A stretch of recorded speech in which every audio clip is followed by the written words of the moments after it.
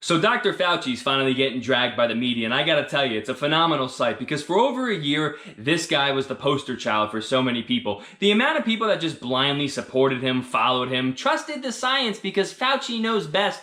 They just wanted to be obedient because that was the politically correct thing to do. And you can see how obedience has worked out for us this past year. Newsflash, it hasn't. But neither here nor there because he's fallen off his pedestal and it's a great sight. So I'm hoping that this email scandal aids to his collapse. Kind of like Andrew Cuomo's. And we'll get into Fauci's emails, don't worry. Andrew Cuomo, the reason why I bring his weird ass up is because about a year ago, everybody was talking about Cuomo. He's so awesome. I love his segments on CNN with his brother. They make me feel so great in this tragic time. He should replace Biden as the Democratic nominee. He'd make a great president. He gets his book deal. Well, what happened just a few months ago? Oh, his fall from grace. Everybody, pun intended, I guess, wanted to social distance from him on the Democratic side. Didn't want to touch him with a 10-foot pole because of the scandals getting leaked. First, the nursing home scandal, which if you have half of a brain, you can put two and two together and realize, hey, you can easily flatten the curve when you let the virus, or you let virus-positive patients force them into nursing homes. So now you let it kill grandma and grandpa, and hey, now there's no more virus, right? So that was the first scandal. And then the second one was he was being way too touchy-feely with the women's in like multiple, not just one. I don't even know what it was up to, like 7, 8, who knows at this point. But unfortunately, it kind of went away. But once he was no longer deemed useful to the establishment, they just tossed him to the curb. They said, oh, no more. So I'm hoping the same thing happens with this Fauci weasel. Now let's get into Fauci and the leaked emails. But first, I just want to say, I know there's a lot of people calling for Fauci's arrest, right? Arrest Fauci. But I'm going to be real, I don't think that's going to happen. I think Fauci will be arrested, just like Hillary Clinton was going to be arrested, just like Donald Trump will be arrested. I don't think it's going to happen for any of them is the point I'm trying to drive at. Now, fire Fauci, kind of based on the scenario I laid out before, that's potentially a scenario because if there's enough political pressure, if they deem that he's no longer necessary to spread their message, well, they can easily just kick him to the curb, especially if he really starts coming out and flip-flopping on some major things that he said in the past. But the one thing that is happening is Fauci is sort of kind of getting canceled right now. So in case you haven't heard, he was supposed to have some book coming out or a book deal in general, and I think Amazon said, nope, it's not happening. Barnes & Noble also said no. That's at least at the time of recording this video. Who knows if it'll change or kind of, flip-flop like Fauci. But anyway, he's getting canceled, at least to some degree. And it's great. It's great to see. And I know someone might be seeing this and saying, well, you're a conservative and conservatives are supposed to be against cancel culture. Yeah, well, you know what? Why is it that we have to have our backs against the wall and we constantly have to get punched left and right and we just have to say, well, we don't believe in this particular tactic, so we're just going to be the bigger person and walk away. You understand how stupid that sounds? That's like you getting beat up every day at school. Somebody's bullying you. And instead of punching them back twice as hard, you say, well, I don't support violence, so I'm just not going to do anything in return. How you get them to stop is you punch them back twice as hard. That's just my 2 cents. And I'll be the first to admit, I ain't canceling nobody. You want to know why? You got to have millions of followers if you want to actually start the conversation of you being the catalyst of somebody being canceled. So I'm not going to waste my time. But even if I did have the following for it, I don't think I'd necessarily go out of my way to say, hey, cancel that person. All I'm saying is nobody wanted to support other people not getting canceled. So you know what? This guy, forget about it. Cancel him. Nope, this is what you get. You get canceled, Fauci.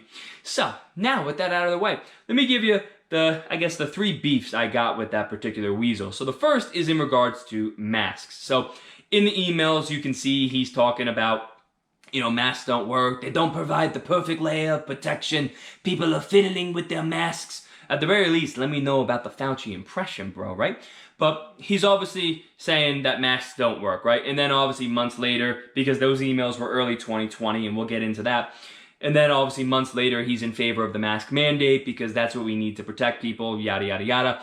So I guess we'll talk about the date of that particular email. I can acknowledge that the science can change, right? Because it was a virus we didn't know a lot about, and as time went on, we started to learn a little bit more, so I can acknowledge that. So it's not the flip-flop in that regard. It's the flip-flop in, well, at first he said masks don't work, but then all of a sudden he was for the masks, And he then came out later on and admitted that he lied about saying masks were ineffective so that way people didn't buy them up and it went to the people that he think needed them the most. Got a little confused there, but I think I got it all out there and in the correct way. So really, no matter which way you slice it, the guy lied. And you can argue, well, whether it was a good lie, right? Like, did it do more good than harm? But even if the masks went to the people that you deem needed them the most, you could have told the people up front. And you could have said to everybody, hey, we need you to do something, right? Like, we need you to not buy the masks. We do need them, but it's got to go to the people who need them the most. So you lied to people, so you potentially put those individuals at risk because you told them they didn't need it. So that was kind of my first wake-up call with the guy. It was like, well, wait a minute. At first we're saying this, and now it comes out later. Not even the emails. I'm talking about the interview. I think he did it like July or maybe August of 2020, talking about why he was against the mask at first, or at least publicly against them. So that was kind of my first wake-up call to where I'm like, wait a minute. We should start questioning this guy more. Why am I just being obedient and losing a year of my life all because some guy on the television is saying, hey, well, you should start doing this thing. You should listen to everything I say. So with that out of the way, now let's talk about number two, my number two beef with the guy. His vaccine hesitancy. And here's what I mean by this. So under the Trump administration, I believe it was Operation Warp Speed, they were trying to kind of streamline a vaccine to be created. So it was kind of to create this level of optimism, right? Because it was a little bit dark for some period of time. And Trump officials were talking about, hey, you know, we should have a vaccine by the end of the year. And Fauci is saying, no, we're not going to have one. It takes like 18 months to have an actual vaccine, et cetera, et cetera. And then 2 weeks after the election, right, after they announced that Biden won it, oh, now suddenly, yeah, we're going to have a vaccine by the end of the year. So change my mind on this one, but I believe that they purposely suppressed positive information in regards to the vaccine being created, or I guess produced, by the end of the year. Because they knew if they could prolong the pandemic, or at least people's thoughts on the pandemic, that would influence the way that they vote. If they felt like there was no light at the end of the tunnel, they'll say, well, I have no choice but to change the administration, right? Vote against Trump. And that's effectively what people did. So, change my mind on that one, but I really think that that is what happened. And I know, because I looked this up. Somebody debunked it because they were like, oh, the CEO of this company said they didn't suppress positive information, rah, rah, rah. So, in other words, if a murderer told you that they didn't kill somebody, would you then shrug your shoulders and say, well, they said they didn't do it, so I guess it's not true? Like, come on, all right? Put two and two together. But anywho, the third beef I got with Fauci was really recently. After people were getting vaccinated, he was still saying that you need to wear a mask and social distance, and you can't go back to normal life. And I'm sitting there, and I'm like, the whole point of getting the vaccine is to go back to normal life. Like, we can't stay locked down forever. So that was the final straw. I'm like, this guy's out of his mind.